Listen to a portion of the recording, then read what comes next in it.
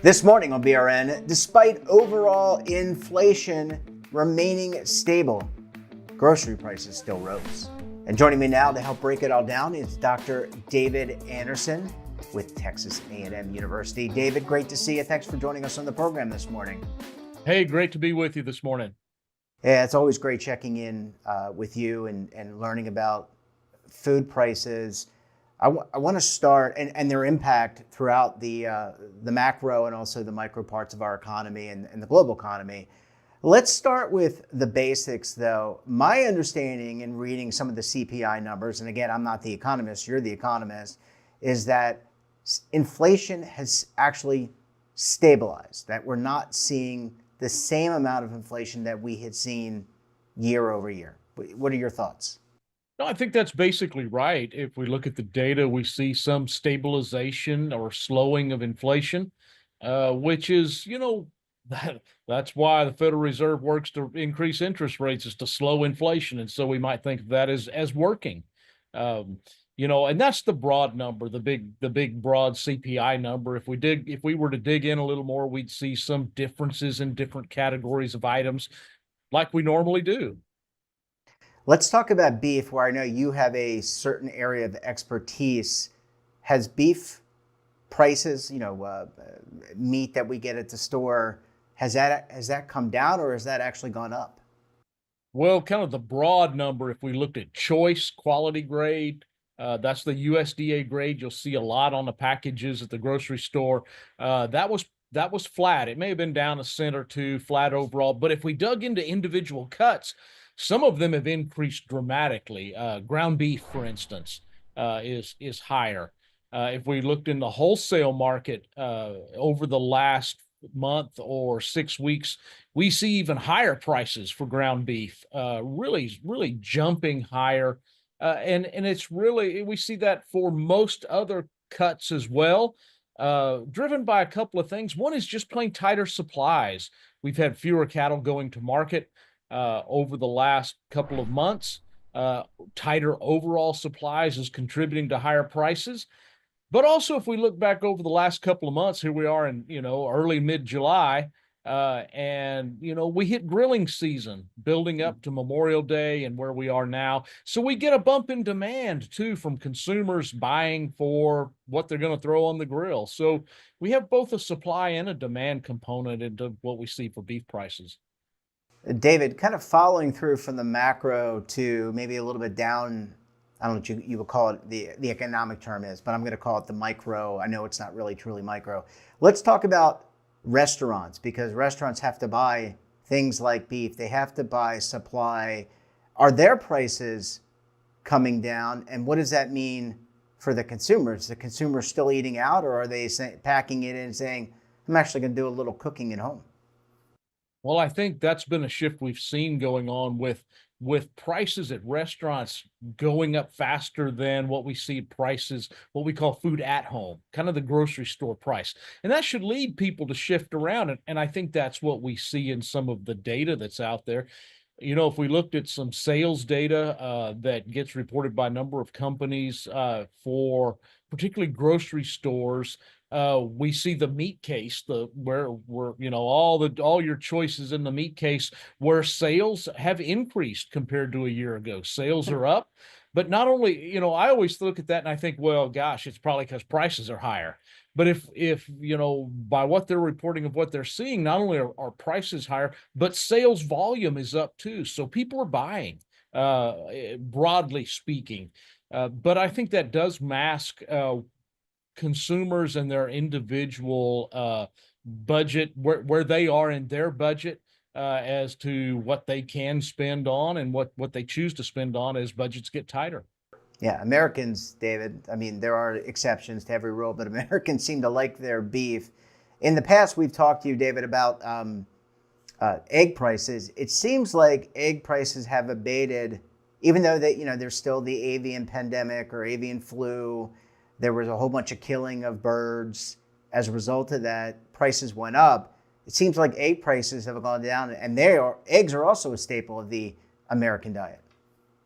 They really are. Whether it's the shift in our diets to trying to eat more protein, eggs are a big part of that. Cooking and baking, and eggs are a staple. And you're right, egg prices have come down dramatically from the highs we saw in the spring. They're higher than they were a year ago.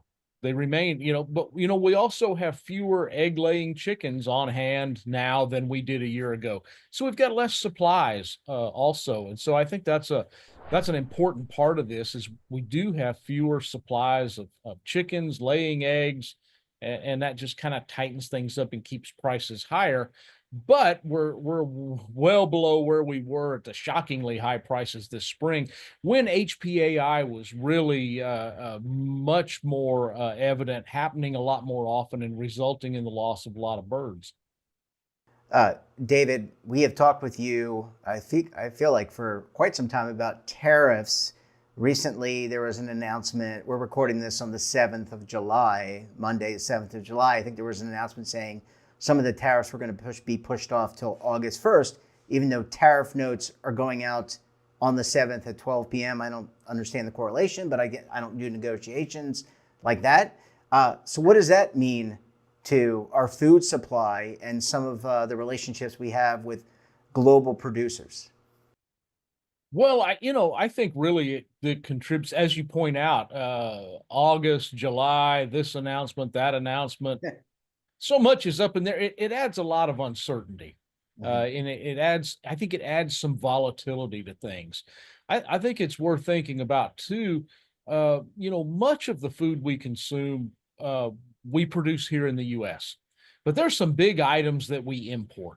Heck, we all know coffee, avocados, a lot of fresh fruits and vegetables come from other countries. They hit different marketing windows. We may produce those items here, but our harvest is at one point of the year. Other places have different growing seasons, which allow us to have what we see at the store in the produce section year round. And so we do import. And then for some items too, we export a lot. Things like, the kind of the big commodities, corn, soybeans, wheat. We're major world exporters. We export beef and chicken and pork to other countries. We also import beef as well.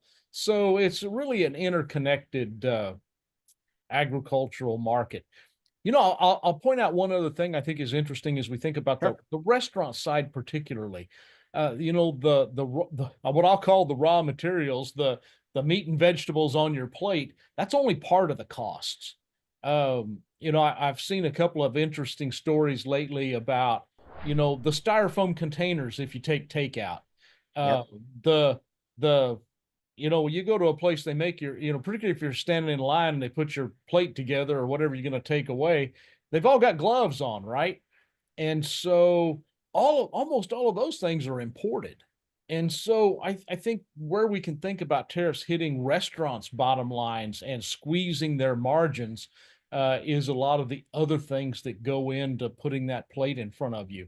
All of that other set of stuff. It's not just the food items, the food part of it as well.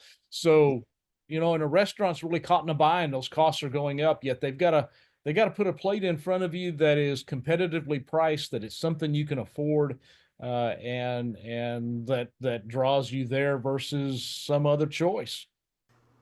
Well, point well made, David, or points well made. I want to end on food pantries. This has been a difficult time for many Americans, whether you're, have a job, you're homeless, whatever. A lot of Americans rely on food pantries. Those food pantries have to get supplies in order to provide resources to the homeless and other people of need.